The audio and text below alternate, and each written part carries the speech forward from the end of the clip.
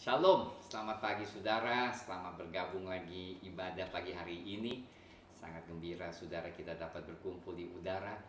Semoga ibadah pagi hari ini online, yang di online ini dapat memberikan berkat bagi kita semua saudara. Tentunya saya percaya saudara dalam keadaan sehat. Dan hari ini kita akan berbeda sedikit. Kami juga keluarga nanti mau persembahkan lagu setelah firman Tuhan. Oleh sebab itu jangan off-kan, jangan matikan video ini sebelum saudara sama-sama menikmati pujian penyembahannya nanti kita akan sampaikan, bawakan bersama setelah firman Tuhan. Haleluya. Mari pagi hari ini sebelum kita mulai ibadah, saya ajak kita semua berdoa. Bapa Surgawi, kami datang di hadapan-Mu bersyukur karena Engkau adalah Allah yang sangat baik, yang memperhatikan setiap kami di mana saja kami berada. Dan saat ini biarlah Tuhan kami berdoa untuk saudara-saudara kita yang mengalami musibah di NTT dan di berbagai tempat. Biarlah Tuhan Roh Kudus menghibur dan memulihkan keadaan mereka.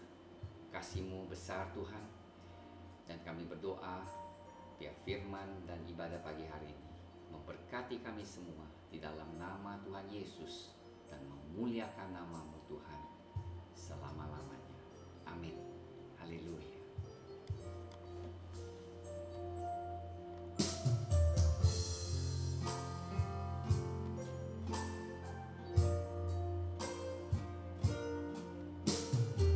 Apa yang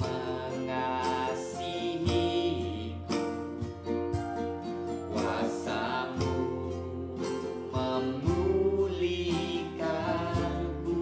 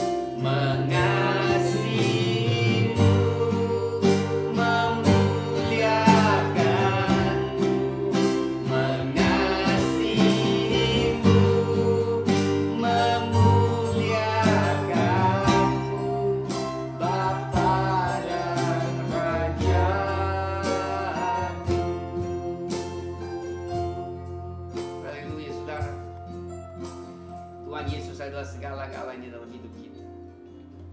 Tidak perlu kita berharap dengan hal-hal yang lain, dengan cara-cara yang lain. Tetapi dialah sesungguhnya jawaban dari setiap masalah yang kita hadapi. Dialah pengharapan yang satu-satunya saudara dapat percaya dan pegang. Karena dia Tuhan yang tidak pernah ingkar janji. Dialah Tuhan yang hidup, yang tidak berubah dahulu, sekarang, sampai selamanya. Oleh sebab itu saat-saat yang sukar pada saat ini, biarlah kita semua memandang Tuhan Yesus dan hanya berharap kepadanya. Percaya bahwa dia sanggup. Dia Allah yang luar biasa, yang bertata di atas semesta alam. Mari saudara, saya ajak kita semua untuk siapkan hati kita untuk ambil perjamuan kudus pagi hari ini. Mengingatkan betapa besar dan dahsyatnya Allah kita. Dia yang mengasihi kita, rela mengorbankan hidupnya, supaya kita yang hilang dapat kembali kepada sisi Tuhan lewat Tuhan Yesus. Dia yang mati dan bangkit. Dialah yang mengasihi kita semua dengan kasih-Nya yang sempurna. Haleluya. Mari kita siapkan hati kita untuk mengambil perjamuan kudus pagi hari ini. Amin. Saya percaya saudara sudah siapkan roti dan anggur untuk perjamuan kudus pagi hari ini. Mari saya bacakan firman Tuhan. Ya, sebelumnya saya minta saudara angkat roti di tangan kanan saudara tinggi-tinggi, dan setelah saya bacakan firman, yaitu Tuhan Yesus pada malam waktu ia diserahkan mengambil roti, dan sesudah itu ia mengucap syukur atasnya, ia memecah-mecahkannya dan berkata, inilah tubuhku yang diserahkan bagi kamu. Perbuatlah ini menjadi peringatan akan aku. Mari kita makan roti ini bersama dalam nama Tuhan Yesus.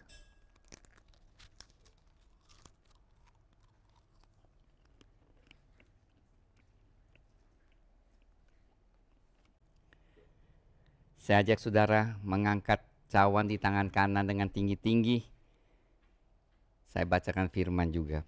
Demikian juga yang mengambil cawan sesudah makan lalu berkata, cawan ini adalah perjanjian baru yang dimeteraikan oleh darahku. Perbuatlah ini setiap kali kamu minumnya menjadi peringatan akan aku. Sebab setiap kali kamu makan roti ini dan minum cawan ini, kamu memberitakan kematian Tuhan sampai ia datang. Saudara, mari kita minum cawan ini bersama dalam nama Tuhan Yesus Kristus. Amin.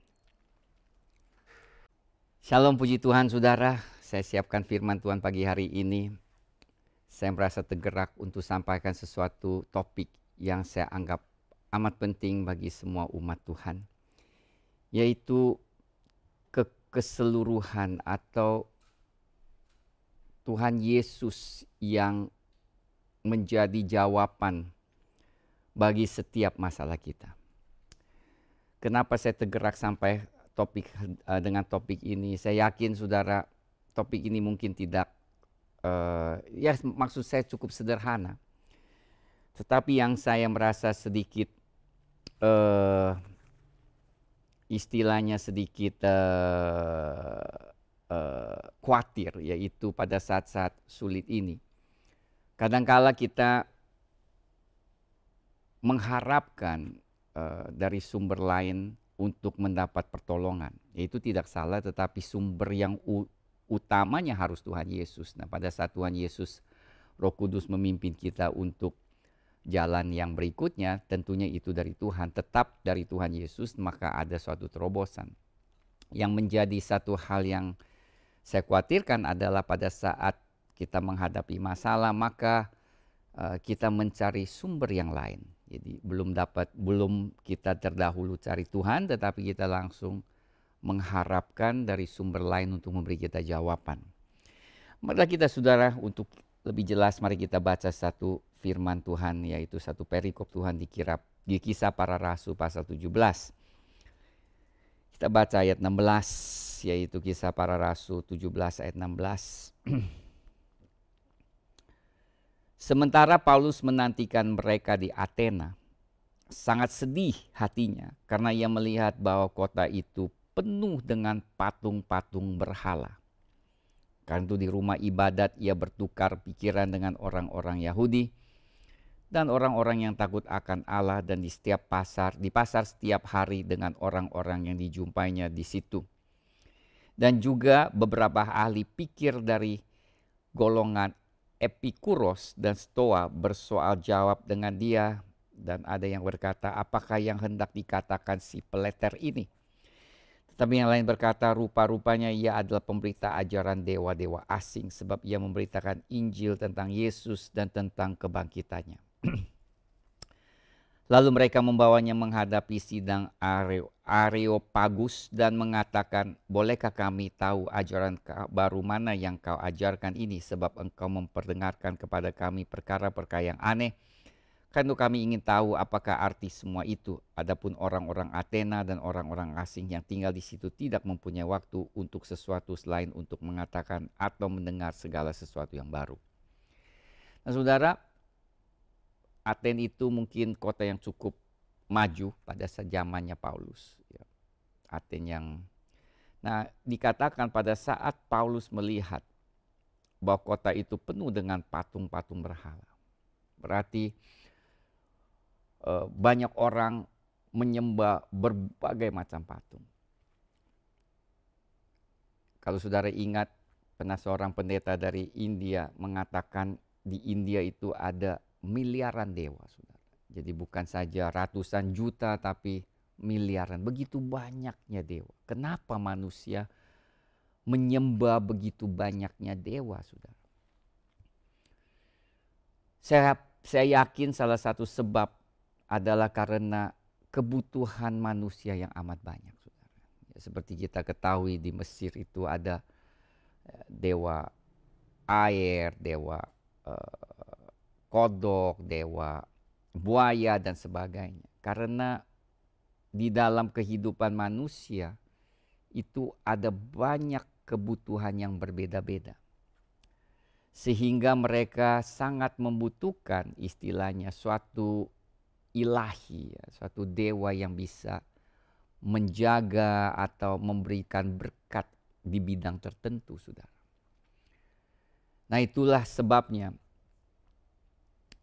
kenapa Allah mengenalkan dirinya sebagai Allah yang satu dan tunggal, yaitu monoteisme. Mono, yaitu satu Allah. Supaya manusia itu tidak berharap dengan dewa-dewa yang mereka sembah. Karena satu Allah ini, yaitu dalam Yesus Kristus, dapat memberikan jawaban, solusi, dan juga berkat di setiap bidang kehidupan kita. Nah ini sebabnya saudara, pada saat manusia membutuhkan sesuatu dan mereka tidak ada jawaban, maka mereka buatlah dewa itu untuk menjawabkan keinginan hati mereka di dalam hal tertentu. Sehingga begitu banyak dewa-dewa yang diciptakan oleh manusia. Dan mereka mengabdi dan berdoa, saudara. Nah inilah saatnya pada saat kami di sini kami menemukan hal yang serupa. Saya tidak menghormati, tetapi saya mau hanya mencerminkan kebutuhan manusia dalam hidup ini. Yaitu sesungguhnya manusia membutuhkan banyak kebutuhan dalam hidup ini. Tuhan memberikan jawaban, yaitu di dalam Yesus ada jawaban, saudara. Monoteisme itu bukan saja satu konsep tentang satu Allah yang tunggal, tetapi juga mengatakan di dalam satu Tuhan ini terdapat semua, saya mau tekankan, semua kebutuhan manusia. Baik itu di dalam rohani maupun di dalam jasmani maupun di dalam batin. Tuhan tahu kebutuhan kita, saudara. Maka pada saat kita melihat Tuhan Yesus dan mendalami firman dan mengalami hadiratnya, apa yang terjadi? Bahwa Tuhan Yesus lebih dari semua yang kita butuhkan. Ada orang yang membutuhkan kasih sayang, maka saudara bisa dapatkan kasih sayang dalam dia. Saya pribadi yang merindukan kasih sayang Bapa, Ayah, yang mungkin saya tidak mendapatkannya, yang saya inginkan, maka Allah Bapa menyatakannya di dalam hidup saya. Mungkin ada saudara yang membutuhkan ya kerinduan sesuatu yang mungkin tidak saudara dapatkan di dunia ini, maka Allah Bapa akan memuaskan saudara lewat Yesus Kristus. Dan kita melihat saudara ada berapa bidang di dalam kehidupan kita, baik itu rohani maupun batin dan jasmani. Semuanya yang kita butuhkan, kita dapat jawabannya di dalam Yesus Kristus. Saya mau tekankan hal ini. Semua tantangan hidup kita di bumi ini sudah ada jawabannya di dalam Yesus Kristus, saudara. Nah, itu sebabnya kenapa kita harus beriman kepada Dia dan Dia saja, saudara. Firman Tuhan katakan Tuhan Yesus adalah permulaan dan akhir dari iman kita. Ya. Itu tadi kita katakan tentang kebutuhan batin kita. Bagaimana dengan rohani? Jelas sekali Tuhan Yesus adalah jaminan. Dikatakan firman Tuhan, Dia adalah jalan, kebenaran dan kehidupan. Tidak ada seorang yang dapat datang kepada Bapa di surga jika tidak melewati Dia. Kerinduan orang ya, ketakutan apa yang terjadi setelah maut sudah dijawab juga di dalam Yesus Kristus. Sehingga takut akan maut itu sudah diangkat di dalam Yesus. Jika saudara percaya kepadanya, maka tidak perlu lagi saudara khawatir. Kalau kita sudah lahir baru dan hidup sesuai dengan kehendaknya, apa yang terjadi? Sudah Tuhan memelihara kita sampai akhirnya. Dan pada saat akhir hidup itu, Tuhan Yesus menjemput kita semua masuk ke rumah yang kekal di surga. Dan bagaimana tentang kehidupan hari-hari? Jelas dari pertama Kejadian sampai Wahyu. Janji Allah kepada umatnya bahwa Dia akan selalu memelihara, mencukupi kita. Bahkan Dia katakan, lihat burung di udara. Lihat bunga di padang. Semuanya Dia yang memelihara. Janganlah kamu khawatir tentang apa yang kamu makan, minum, pakai. Karena Bapa di surga mengetahui semuanya itu. Saudara, ini yang kenapa menjadi suatu topik yang perlu saya sampaikan. Sebab akhir-akhir ini ya, saya juga melihat bahwa tidak sedikit umat Tuhan yang tidak berharap lagi kepada Tuhan Yesus Kristus dalam kebutuhan baik itu rohani maupun batin maupun jasmani. Sehingga mereka mulai cari jawaban-jawaban yang di luar Tuhan. Dari ini tentunya hal yang tidak berkenan di hadapan Allah. Kalau lebih tepat lagi sebenarnya itu kalau kita tidak hati-hati, kita sudah melangkah menyembah berhala. Berhala di dalam era zaman kasih karunia, saudara. Ya, karena kita tahu, saudara, di dalam zaman ini mungkin orang Kristen tidak ada patung di rumahnya, tidak ada penyembahan berhala di rumahnya. Tapi saudara, sekarang ada halnya seperti yoga, ya, seperti hal-hal yang lain, ya, meditasi, ya, kayaknya gak apa-apa, saudara. Tetapi jika kita tanya, kenapa saudara harus yoga, kenapa saudara harus lakukan ini? Ini yang saya mengatakan orang Kristen, saudara, orang yang percaya kepada Tuhan. Maka mereka katakan, oh ini karena saya mau cari damai di hati saya. Atau yang sakit mulai melakukan yoga untuk mendapat kesembuhan. Saudara, semua yang kita butuhkan, baik itu damai ilahi, bukankah Tuhan sudah janjikan, damai aku berikan kepadamu, di mana dunia tidak bisa diberikan. Damai yang ilahi itu ada di dalam Yesus Kristus, saudara. Kesembuhan ilahi juga ada di dalam Yesus Kristus, saudara. Nah, inilah kenapa, saudara, Paulus menjadi sedih. Sebab Paulus tahu kebutuhan manusia itu sangat banyak. Dan tidak perlu manusia menyembah berbagai macam dewa, saudara. Karena satu Tuhan Yesus cukup menjawab semua kebutuhan kita. Oleh sebab itu setelah itu kita lihat apa yang Paulus katakan. Ayat 22. Paulus pergi berdiri di atas Areopagus dan berkata, "Hai orang-orang Athena, aku lihat bahwa dalam segala hal kamu sangat beribadah kepada dewa-dewa." Kita melihat penduduk di sini adalah penduduk yang religius, yang agamawi, yang juga mengakui, ya kalau saya boleh katakan, ada kuasa-kuasa di atas mereka yang mereka cari. Ada suatu kehausan, saudara, di dalam jiwa mereka untuk menyembah berhala-berhala. Ya.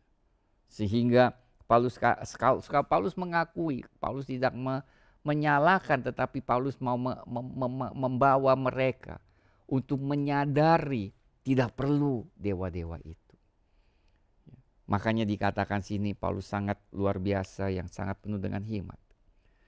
Maka dikatakan, sebab ketika aku berjalan-jalan di kotamu dan melihat lihat barang-barang pujaanmu, aku menjumpai juga sebuah mezbah dengan tulisan, kepada Allah yang tidak dikenal.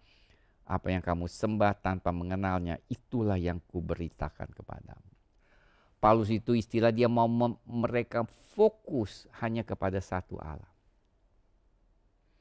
Satu Allah yang menciptakan mereka. Satu Allah yang menciptakan semesta alam. Satu Allah yang memuaskan jiwa raga mereka. Satu Allah yang menjadi juru selamat manusia, saudara.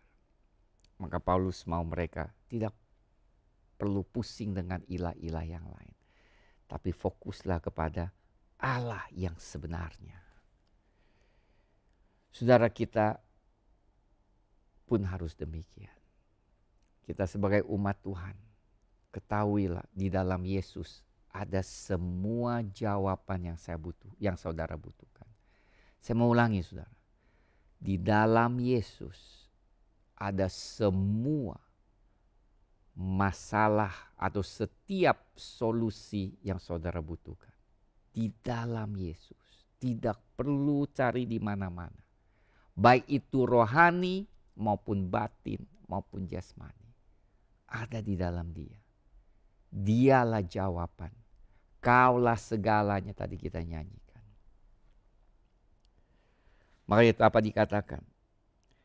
Allah yang kamu tidak kenal ini, aku mau kenalkan kepadamu. Siapa Dia? Lihat yang pertama.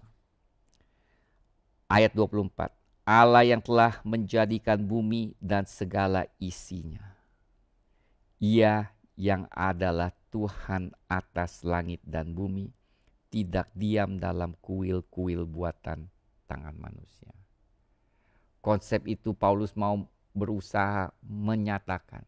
Dia Allah jauh lebih besar apa yang dapat kita bayangkan, saudara. Hanya jika kita percaya kepada Dia. Dia adalah jawabannya, saudara. Allah yang telah menjadikan bumi segala isi adalah Tuhan atas langit dan segala isinya. Ia yang adalah Tuhan atas langit dan bumi, dan tidak diam dalam kuil buatan tangan, dan juga tidak dilayani atau dibuat oleh tangan manusia seolah-olah ia kekurangan apa-apa, karena Dialah yang memberikan hidup dan nafas dan segala sesuatu kepada manusia, kepada orang. Jadi Dia yang mencukupi, Dia nggak butuhkan apa-apa, saudara. Tuhan kita tidak butuhkan apa-apa. Kita tidak perlu persembahkan sesuatu, memberikan makan atau apapun. Tetapi Dia yang mencukupi segala kebutuhan kita.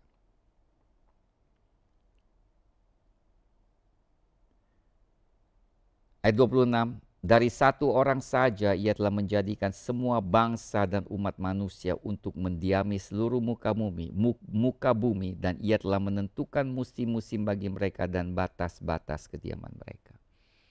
Bukan saja Allah yang mengatur wilayah-wilayah tertentu bagi manusia, Dia juga mengatur musim, saudara. Jadi dia mengawasi keseluruhan bumi ini, keseluruhan kehidupan manusia. Dia yang mengatasinya. Sehingga pada saat manusia butuh pertolongan Tuhan untuk mendapatkan cuaca yang baik, Dia yang menguasainya. Dewa-dewa tidak bisa buat apa-apa. Mungkin melakukan hal yang kecil-kecil. Tetapi ketahuilah, semua itu ada Tuhan Yesus yang menguasai. Kenapa lihat saudara? Supaya mereka mencari Dia dan mudah-mudahan menjamah dan menemukan Dia. Walaupun Ia tidak jauh dari kita masing-masing. Allah berharap mereka yang belum kenal Tuhan, melihat semesta alam, melihat segala sesuatu di alam, mudah-mudahan mereka bisa sadar dan mulai mencari Tuhan. Tetapi bagi kita yang orang percaya, mari kita melihat, apalagi kita tahu Tuhan semesta alam. Kita harus lebih lagi mengabdi kepadanya dan percaya penuh kepada Dia. Haleluya saudara. Dan Dia tidak jauh dari kita. Dia ada sedekat hati kita, sepatah kata doa, dan nama di atas segala nama. Saudara bisa sebut, yaitu Tuhan Yesus Kristus. Dia tidak tinggal diam pada saat saudara berseru namanya. Di dalam namanya ada keselamatan. Di dalam namanya ada pertolongan. Apa dikatakan? Sebab di dalam Dia kita hidup. Kita hidup semua karena Tuhan Yesus. Kita bergerak, kita ada seperti yang telah juga dikatakan oleh pujanggamu. Jadi Dia tuh dekat saudara. Dia bukan Allah yang jauh, yang kayaknya kita tidak bisa dekati Dia. Dia memang jauh, tetapi Dia juga Allah yang dekat. Dia juga Allah yang transenden, yang dekat, yang kita bisa jamah dan bersekutu dan bisa kita bergaul dengan Dia. Luar biasa saudara. Tidak ada Allah yang seperti Tuhan Yesus Kristus. Oleh sebab itu bagi kita yang dalam Tuhan, jika saudara menghadapi masalah apapun juga, yang pertama yang kita harus cari, tidak ada yang lain kecuali Bapa di surga, Tuhan Yesus Kristus. Panggillah Dia saudara. Dan berseru dan terus mencari Dia. Yakini Dia adalah Tuhan yang menjawab doa-doa kita. Dan apa yang Tuhan Yesus katakan?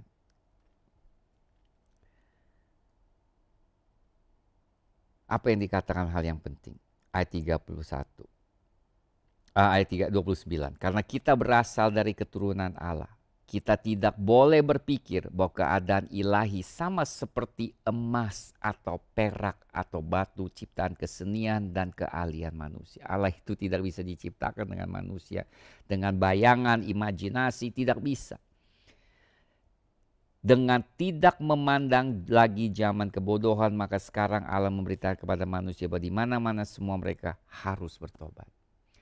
Jalan kepada Tuhan yang pertama bertobat.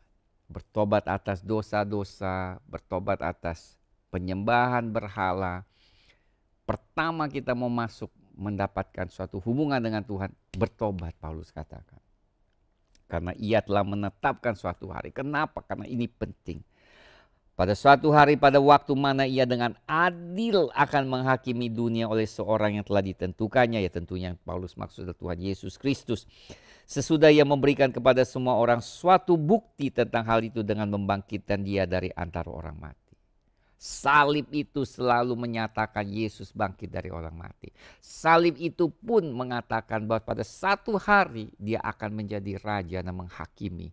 Bukan saja gereja tetapi seluruh dunia saudara. Setiap umat yang hidup, setiap manusia yang hidup di bumi ini akan dihakimi oleh Raja di atas segala raja, yaitu Tuhan Yesus Kristus. Oleh sebab itu Paulus katakan bertobatlah dari segala dosa-dosa, karena Tuhan saja yang sanggup mengampuni dosa manusia. Karena Dia mati, tapi bangkit dari orang mati. Maut tidak dapat memikat Dia. Puji Tuhan saudara. Inilah sebabnya saudara, kenapa hari ini yang saya mau sampaikan. Tuhan Yesus adalah jawaban dari keseluruhan kebutuhan kehidupan kita, baik itu ilahi, batin, maupun jasmani. Dialah seluruhannya. Dialah Allah yang tidak terbatas. Kuasanya sempurna. Puji Tuhan. Nah, saat ini saya mengajak kita semua saudara, sama-sama kita mengangkat pujian penyembahan. Sama-sama kita menyembah Tuhan dengan lagu yang kami adakan setelah ini. Puji Tuhan. Shalom saudara-saudara. Setelah firman Tuhan, saya dan keluarga ingin persembahkan lagu yang dari Sari Mongkir, yaitu Kuasa Tuhan yang Tidak Terbatas. Semoga persembahan pujian penyembahan ini menjamah hati kita semua. Dan tentunya saya mengajak kita semua yang mendengarkan sama-sama menaikkan pujian dan penyembahan ini. Dan biarlah Roh Kudus menjamah setiap kita dan menguatkan kita semua.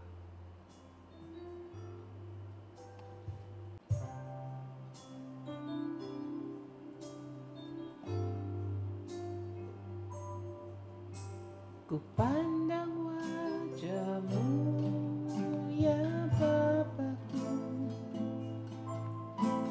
dengan senyuman-Mu Kau meneduhkanku. Ku panggil nama-Mu, oh Yesusku, dengan pasti Engkau menjawab. Kuasa-Mu sempurna menjamah hatiku. Kuasa-Mu sempurna selamatkan jiwaku.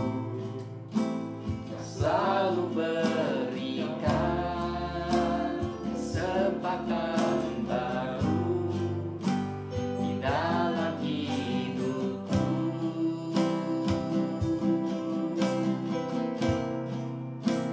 Hanya Engkau Tuhan yang selalu ku pegang. Hanya Engkau Tuhan yang selalu ku sembah. Di setiap waktu bukan mengikut-Mu dan memuliakan-Mu.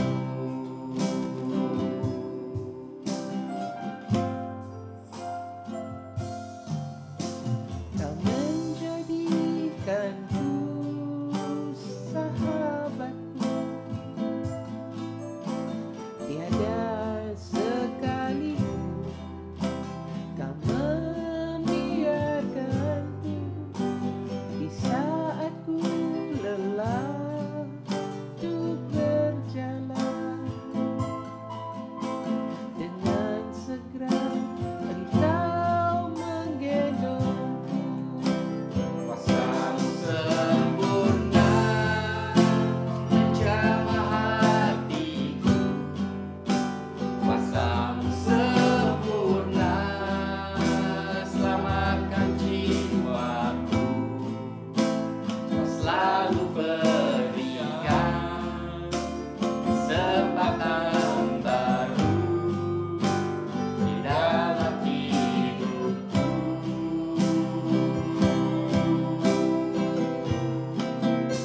Hanya Engkau Tuhan yang selalu ku pegang. Hanya Engkau Tuhan yang selalu ku sembah.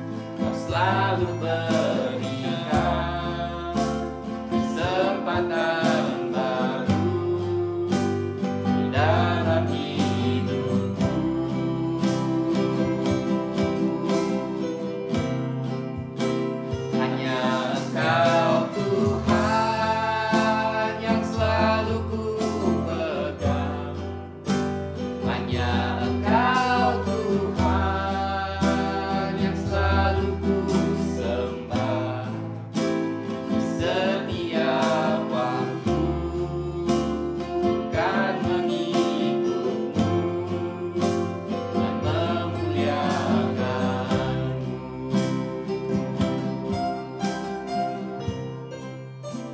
Kuasa-Mu sempurna menjamah hatiku.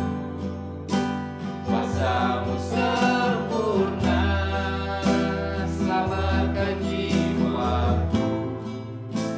Kau selalu berikan kesempatan baru di dalam hidupku.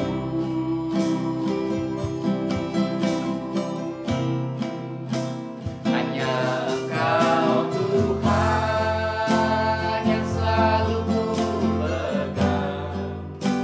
Hanya Engkau Tuhan yang selalu ku sembah. Di setiap waktu bukan mengikutmu dan memuliakanmu.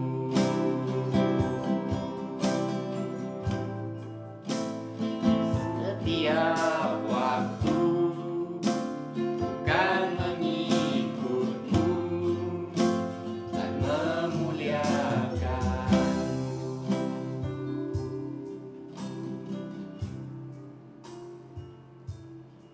Haleluya saudara. Biarlah berkat Tuhan melimpah di atas saudara.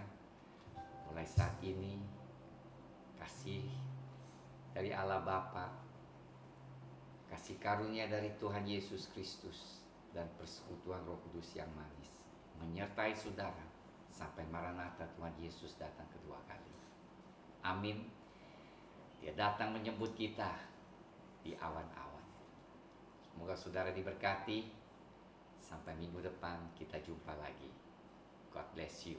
Amin.